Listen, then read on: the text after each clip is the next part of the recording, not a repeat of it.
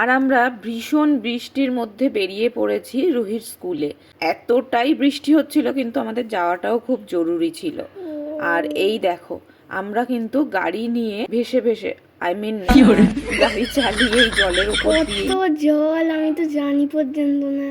হ্যাঁ, এইভাবেই আমরা কিন্তু রুহিকে আনতে যাচ্ছি, একটু দরকার ছিল। তো এই জল দেখে মনে পড়ে যাচ্ছে ছোটবেলার কথা। আর সেটা বলছি তার আগে রুহিকে স্কুল থেকে নিই। তো আমরা রুহিকে পিক করে নিয়েছি।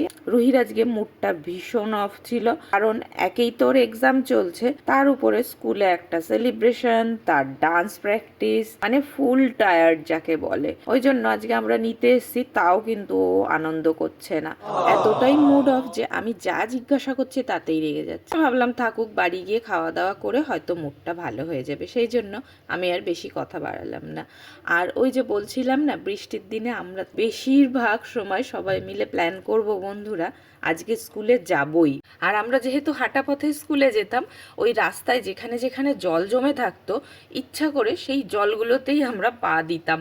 আর ব্যাস, জুতো মোজা সব একেবারে ভিজে চুপচুপ করতো। আর ওই যে ভিজে পায়ে হাঁটতে কি যে ভালো লাগতো। স্কুলে যাই হোক করে পৌঁছাতাম, পৌঁছিয়েই আমরা একদম চলে যেতাম একটা লেটার নিয়ে হেড টিচারের কাছে যে আমাদের আজকে ছুটি দিতে হবে, কারণ আমরা ভিজে গেছি। আর যেদিন ছুটি পেলাম তো ভালো, মানে বৃষ্টিটা কমে গেছে, হয়তো ইউনিফর্ম বেশি ভেজেনি, সেদিন কিন্তু আমরা ছুটি পেতাম না। আমাদের ওইভাবেই স্কুলটা করে যেতে হতো। তবে হ্যাঁ, জুতো মোজাটা সাইডে খুলে রেখে দিতাম শুকাবার জন্য, আর ওইভাবেই ক্লাস করতাম খালি পায়ে। সেটারও একটা আলাদা মজা, যে খালি পায়ে সারা স্কুলের করিডর ঘুরে বেড়ানো, মানে সেটা কি বলবো, যারা করেছে অবশ্যই তারাই জানবে। যাই হোক, আর যদি ছুটি পেয়ে যেতাম, সেই ভিজে গায়ে আরো বেশি করে ভিজে ভিজে বাড়িতে চলে আসতাম। এইরকম কারা কারা করেছো আমাকে অবশ্যই কিন্তু কমেন্টে জানিও। আর ওই অত ভিজে এত কিন্তু ঠান্ডাও লাগতো না। যাই হোক, ভিডিওটা আজকে এখানেই শেষ করলাম, দেখা হচ্ছে নেক্সট ভিডিওতে। থ্যাংক